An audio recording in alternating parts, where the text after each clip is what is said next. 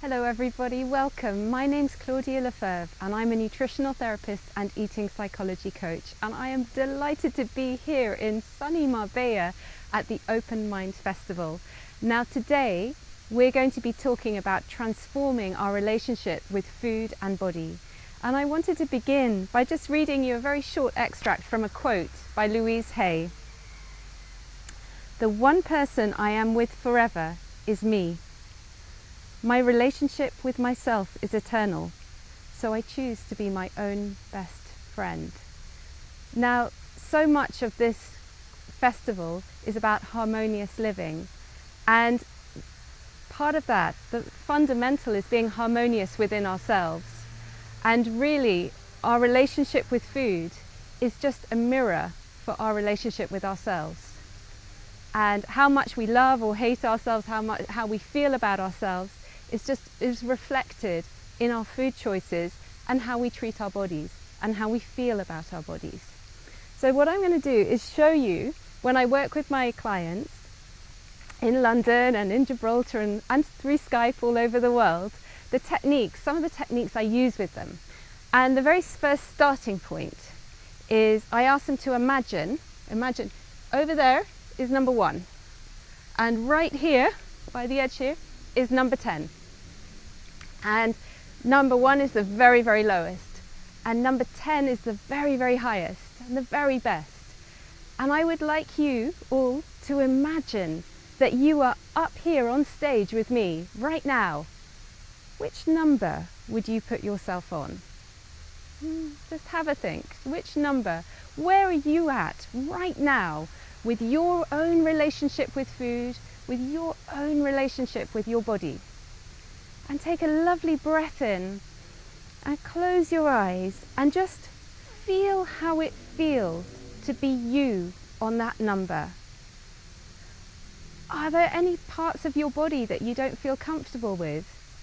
If there are, hold them. For me, it's always my stomach. I just hold my stomach and just take a breath in and just feel yourself on that number. Okay, now you can open your eyes, and what I'd like you to do is to remember or imagine a higher number. Have you ever been at a higher number than what you are now? You're all nodding, so I want you to transport yourself. Imagine you're back here on stage with me, and transport yourself up on stage onto the number that you have been in the past that you would love to be on again. Okay, close your eyes, take a breath, and just remember that feeling, how it felt to be on that number. What was different about your body? What was different about your energy? How did it feel to be you on that number? Okay, open your eyes. Have you all there? Can you all feel it? Do you feel the difference? Right, now I want you to go back to your original number that you were on today. Okay? And for most people, when they come and see me, they put themselves on a 2 or a 3, right? And I want you just to close your eyes, just reconnect with that number, today's number, or rather this morning's number. Put yourself back in that number. And does it feel a little bit uncomfortable going back to that number? Yeah, have I spat in your soup a little bit? Yeah? So this is the first place, is really understanding where we're at right now and gaining awareness. And what I'd love to do with you today is to share with you some stories and strategies and techniques that I use to move people from 2 and 3 to 7 to 10. There's no reason not to get to 10, but we can do it in stages. I had one lady who came to see me last week, a 17-year-old girl, and she couldn't even imagine what it would be like to go past 3.5. She couldn't see it. Most people can, because most people have got that experience. And in fact, a lot of people, it's kind of a yo-yo. They go from 2 to 5 and back to 3 and back to 1 and then 2 to 5. And it's always figuring out, when you're on that number 2, what's the secondary gain? And by that I mean it's a wonderful concept in psychology. There is always a reason why we go back to being in that number. And it might be subconscious. So, you know, on some level, maybe we feel safer. Maybe we feel we've got some protection. Maybe we feel less vulnerable to the opposite sex. Maybe, you know, that there are a lot of reasons. And it's figuring out what it is for you, right? What's your reason? Now, strangely, actually, I have worked with a lot of spiritual healers have come to me as clients for weight loss. And I'm telling you this because we're at the Open Mind Festival. It's a very spiritual place, and maybe you can connect with this. And so what I've noticed is a common thread with very spiritual people when they're needing to lose weight or wanting to lose weight, is that actually food, when you have a belly full of food, it's very, very grounding. And it's earthing. The process of having a full belly of food and all the blood flowing away from the brain and away from the muscles to the digestive system, it grounds you. And I think, it's my theory, I don't know if you agree with it or not, but in my theory, a lot of spiritual people are living in other dimensions. They're escaping to other dimensions because actually often it's easier to be in another dimension than right here on planet Earth. But we are here right now to have a human experience. And food is part of that human experience, and earthing and grounding is part of that experience. And when we gain weight as a very spiritual person, for me, it's your body is calling for you to be in your body, to be reconnecting and to be back on planet Earth. And so my nutrition strategy is very simple with these clients: grounding techniques, earthing techniques, and of course a healthy balanced diet. But a lot of them were eating a healthy balanced diet and they weren't losing weight, and they couldn't understand. So delving deep into that secondary gain, you know, what's keeping you on that number 2 is very important. And it's really worth the consideration and the time. And I'm just thinking of other examples as well of secondary gain. So a lady came to see me last week, and you know, she's overweight, and she came because she's been bouncing back and forth. She's gone from 2 to 5 to back to 2, you know, for years. And I was like, what's your trigger when you're on a 5? What's the trigger that makes you go back to a 2? And we unraveled. It was when anyone gave her a compliment. You're looking great. You're so beautiful. She's so beautiful. She's so beautiful, this lady. And on some level, she's embarrassed and shy about her beauty, and she doesn't want the attention. So as soon as someone gives her a compliment, she's back to the 2. So it's a very unique. Everyone is different, but often it's about protection and feeling safe. So what I then do is I'll work with that client using a technique called Psych K, which is all about installing positive beliefs. And I help them feel safe on a 5, safe on a 7, safe on a 10, you know, and move them that way. A lot of the time, like with this lady, it's about what other people are saying to you, right? So Jim Rohn is famously quoted for saying that we become like the 5 people we hang around with the most, right? I call it our big 5. And I get my clients to tell me, who are their big 5? And are they sabotaging or supporting them in their body image, in their relationship with food, and any weight loss efforts? You know, what impact are these people having on them? And understanding. And curiously, what I've realized over the years is often it's less about the husband and more about the girlfriend, the best friend. There's that jealousy from a girlfriend, a couple of snide comments. Girlfriends can feel a little threatened by their fat friend suddenly becoming thin and beautiful, and maybe, you know, I know that's a huge generalization, but I've seen it so often. So it's interesting. It's interesting to raise awareness. And you know, what I teach people is, I love the Buddha story, I use it a lot, is if I was to give you a present, and I imagine I'm giving you this book, and you don't want this book, who does the book belong to? It still belongs to me, doesn't it? Because I haven't been able to give it to you. So it's the same when someone gives you a criticism. I don't accept it. I'm not accepting it. That criticism belongs to you. It's not me. Or I do some fun stuff as well around Wonder Woman. I don't know if you've seen the Wonder Woman movie, but she's got these really, really cool wristbands that are metallic. And whenever someone's like shooting bullets at her, she's like this. And fending off the bullets. And I say, that's how you are. You know, put yourself into Wonder Woman every morning, and you just, any criticism, any look, any sneer, anything you don't like, you're just fending it off. You are protected and you are safe. And you are you. You are free to be you. Sometimes it's not about what external people are saying to us. It's more about what we're saying to ourselves, right? This internal critic that seems to sit on top of our shoulder and be egging us on with all the negatives. I have a lot of different strategies that I use for that, but the first thing I ask people to do is to tune in and become aware of that voice and listen to the voice.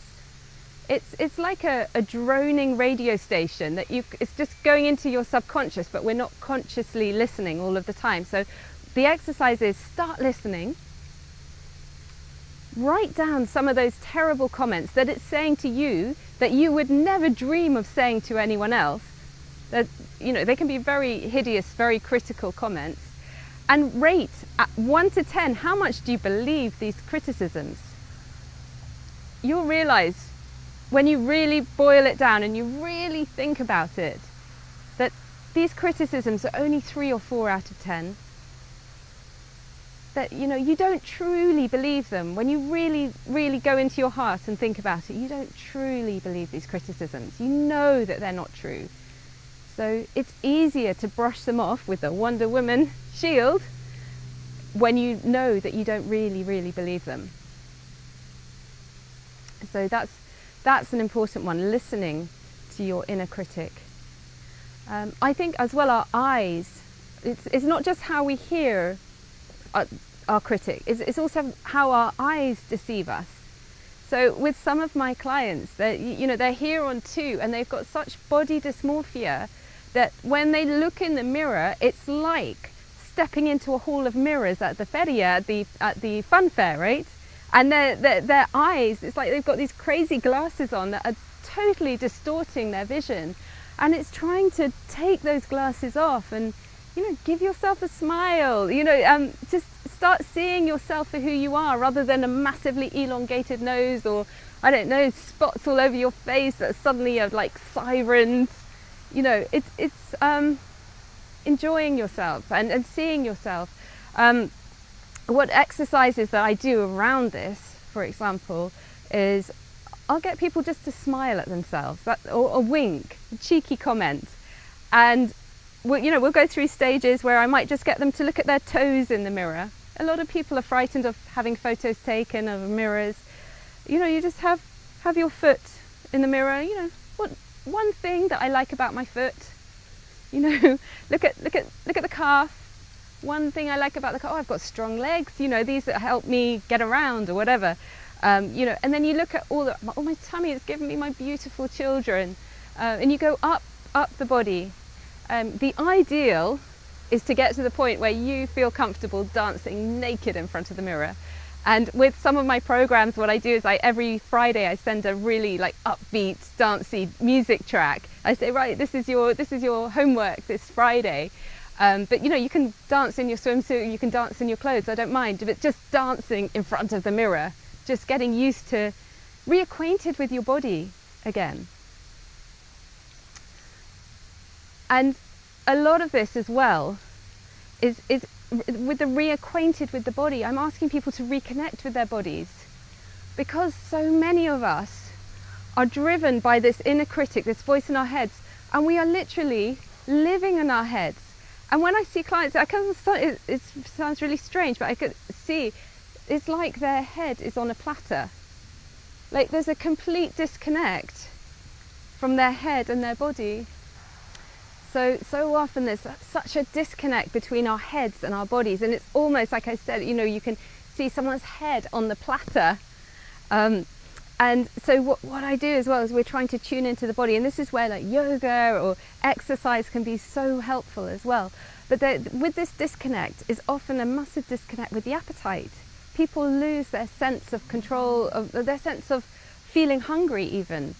And when you don't feel hungry, it can lead to binging as well as excessive hunger. Do you see what I mean? When it's like it becomes dysregulated. And so a lot of the time I'm asking people to slow down, to take deep breaths, to relax around food, to prepare yourself for food. And that way is a way of reconnecting. You know, they say it takes 20 minutes before your stomach feels full till you feel that satiety. So you need to be relaxed around food. I often work with disrupted eating, with binge eaters. And, you know, night people are eating a lot in the night, for example, or hiding food in their bedrooms away from their parents, that kind of thing. And what I always ask them to do is to buy a beautiful bowl. And this is their binge bowl. And I got this technique from Mark David at the Institute for the Psychology of Eating in Colorado. And I'm so grateful to him because it has worked every time with every client. And what you do is you get yourself a really beautiful bowl, and this is your bowl, no one else is allowed to use it, and you can feel a binge coming on. It's like a wolf rising up inside you, and the more you resist, the more it persists. So if you're on a 2 here and you feel a binge coming on and you're thinking, no, I'm going to fight it, I don't want it, then it's going to end up having a much bigger binge. It's like an elastic band. The tighter it gets, the more it's going to pull back. And so what I say is I want you to light the candles, plump up the cushions, put on some chill out music, and then you are free to go on your binge. You get your bowl, you put the food in the bowl. So no Ben and Jerry's out of a tub, right? It's got to be you just put it in the bowl and then you go and eat it. And you can go back as many times as you like. But with this technique, people eat less at each binge and they binge less frequently as well. The worst thing you can say to someone who's binge eating is don't do it, stop it, control it. What are you doing? Control it. That's the worst thing because it's an out of control behavior and it's not helpful. It's going to become a deeper, darker secret unless you embrace it and allow it to come. And by allowing it and accepting it and understanding that it is just part of our relationship with food, it is just a mirror to what is going on with the rest of our life. And what I found is that binging is often triggered by an event, a stress in life. But what happens is that stress can be long resolved, but the binging continues. And I want to read a little extract. This is one of my favorite books. It's called Eating in the Light of the Moon by Anita Johnston. And I just want to read you a little story here. Imagine yourself standing in the rain on the bank of a raging river. Suddenly, the water-swollen bank gives way. You fall in and find yourself being tossed around in the rapids. Your efforts to keep afloat are futile and you are drowning. By chance, along comes a huge log and you grab it and hold it tight. The log keeps your head above water and saves your life. Clinging to the log, you are swept downstream and eventually come to a place where the water is calm. There, in the distance, you see the riverbank and attempt to swim to shore. You are unable to do so, however, because you are still clinging to the log, this huge log with one arm, and as you stroke with the other, you're going round in circles. How ironic! The very thing that saved your life is now getting in the way of you going where you want to go. There are people on the shore who see you struggle and they yell, "Let go of the log!" But you are unable to do so because you have no confidence in your ability to make it to shore. And so very slowly and carefully, You let go of the log and you practice floating. When you start to sink, you grab back on. Then you let go of the log and practice treading water. And when you get tired, hold on once again. After a while, you practice swimming around the log once, twice, 10 times, 20 times, 100 times, until you gain the strength and confidence you need to swim to shore. Only then do you completely let go of the log. So our relationship with food is a journey. It's trial and error, but it's something to be worked on. Because what I find is, if I work mainly with women between 35 to 60 years old, and a lot of these issues started much, much younger in their lives, and they become deep-rooted and ingrained as we get older. They don't go away on their own, unfortunately. We have to work on them. It's part of our work on ourselves. It's part of our spiritual growth, is finding our nourishment. The cleaner our body, the clearer our channels for channeling, for guidance, for the divine. This really is a very, very strong connection. And when we clean up our diets, we clean up our minds, we clean up our lives, we clean up our whole physicality, our whole aura, everything about us cleans up. So it's really worth investing the time in changing our relationship with food. So I wanted to share with you some stories as well about, I've just got one that's come into my mind that I'd like to share. It's about self-punishment, and binging is one form of self-punishment, but there are many, many ways that we can punish ourselves. And one lady, she was a size 18, and every morning she would wake up and she would go through her wardrobe, all her size 16 clothes, and she would go, not you, not you, not you, not you, not you, not you, I think I can squeeze into you. And we dropped a dress size. 5-6 weeks later, I'd got her completely down to size 16. I was like, woohoo, you can fit into all your clothes now in your wardrobe. And she was like, oh no, I brought my size 14s out. No, no, no. Because for her, that was her idea of how she kept on track. And, you know, we're fixated with numbers, and I try to help people let go of numbers. You know, for her it was a size, and she felt that was keeping her on track. Actually, it was keeping her imprisoned. And that's why she never stayed where she wanted to be at, because she would lose weight, but then it would always come back. Because for her, it was all about restriction, punishment, self-torture, really. You know, whereas other people have other forms of kind of punishment. Often it's the number on a scale. So I had this lady coming to me. She was in her early 30s, and she just had a baby, and maybe like 2 years ago she'd had a baby, and she said to me, right, I want to be 64 kilos. And she was like 75, 77, something like that kilos. I want to be 64. I said, wow, that's very, very specific. And during the consultation, she kept going on about 64. I was like, wow. So when did you last weigh 64 kilos? And she goes, oh, well, when I was at university. And I'm thinking, well, your early 30s, you've had a baby, your body's different. It's, I said, and because it had made such a, she talked about 64 so much, I said, wow, when you were 64 kilos, that must have been such a happy time in your life, because this is what you're fixated on. And she burst into tears because she realized she was miserable at that time. It was the lowest she'd weighed since she was 18. And so she thought that was the ideal. But actually she'd been miserable, and she started crying because all this time she'd been saying, when I lose weight, then I'll be happy. When I lose weight, then I'll wear a bikini. When I lose weight, then I'll feel able to go on the dance floor. When I lose weight, people say, when I lose weight, start dating. You've got to start dating, wear a bikini, feel confident now. And, you look as good as you feel. It's nothing to do with the externals. 4% of the population can get to like model sizing.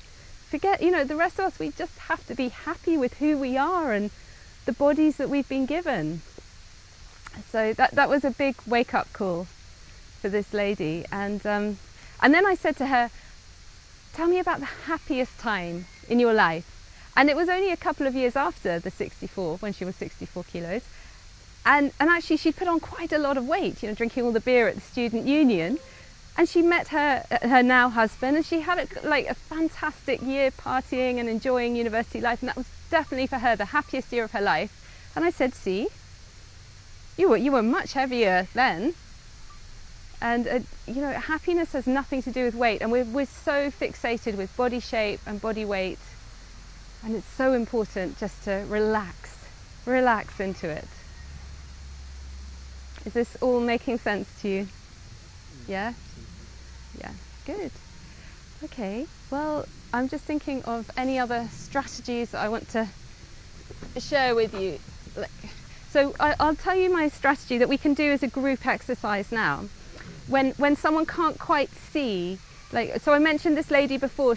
I saw her a couple of weeks ago. She's 17 years old, and she put herself on a 3, and she could not get past 3 3/4 or 3.5. And what I want to do now is a visualization to help you get past and remove a block, basically. So take a deep breath and close your eyes, and imagine you're on stage up here with me, standing next to me, and you put yourself on, I'll show you. I want you to be standing here next to me, and I want you to put your arms out. You can put your arms out now like this, and I want you to imagine that I have put 2 encyclopedias on your forearms, okay? And when I have clients, I do this. I actually put the weight on them, okay?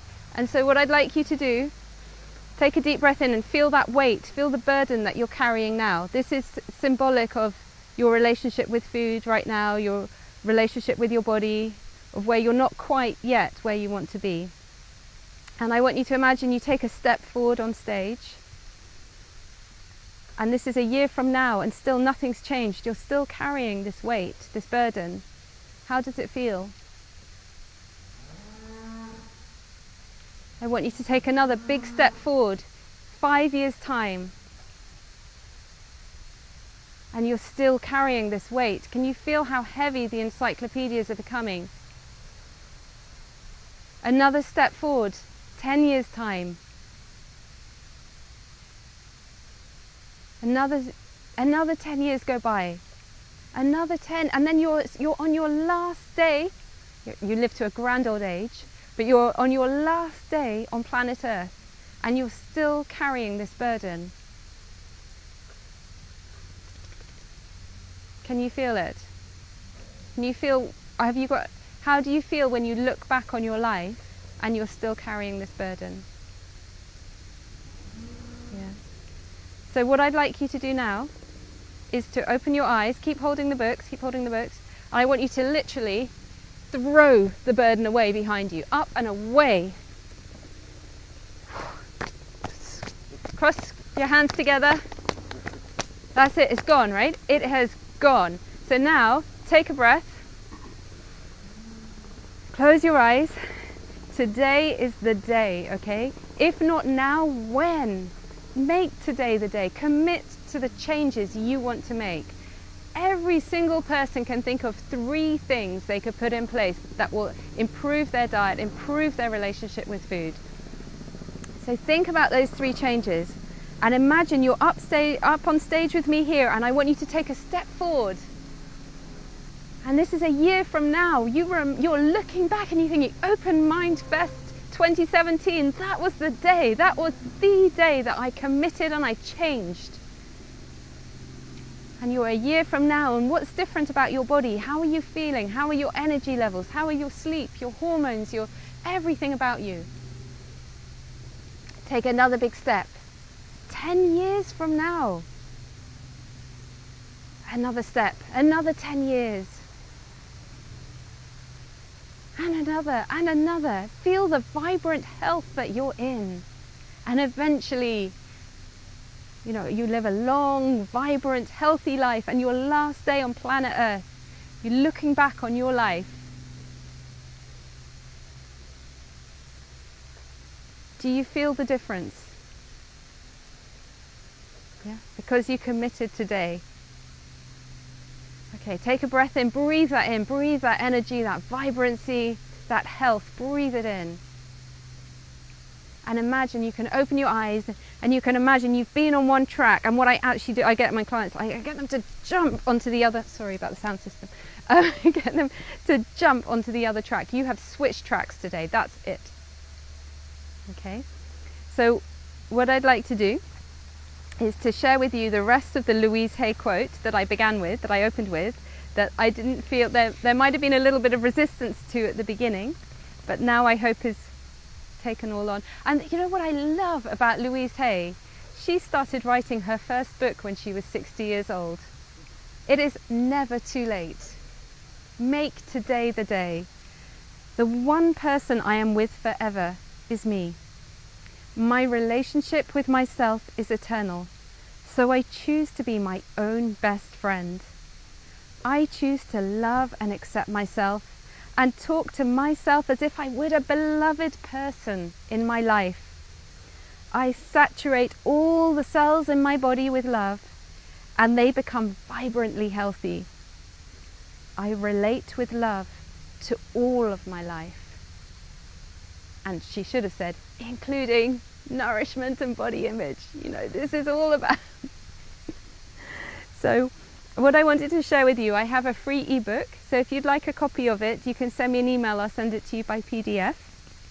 And this ebook is Unsticking Your I'm Stuck story. So it's a lot of the questions that I ask clients at the beginning. You know, questions that are very thought-provoking, that make us realize, you know, for example, how many years have you been dieting? What proportion of your life is that? You know, those kind of questions. And also I've written about 6 of the common threads the common themes that I see across the board. You know, we're all interconnected. We're all just picking, I don't know how to describe it, but we're all interconnected, and we all share similar issues and concerns. And I've taken them, like my top 6 that I see, and I've put them in here. So, and this is my 15. So I have a 15-step process, and the way it works is I have a one-on-one 4-hour consultation with a client, and this is where we really dive so deep into unsticking the story and getting them, moving them forward, and then it's a 6-week program after that. So then we do every week something for 6 weeks. So thank you so much. It's been lovely talking to you.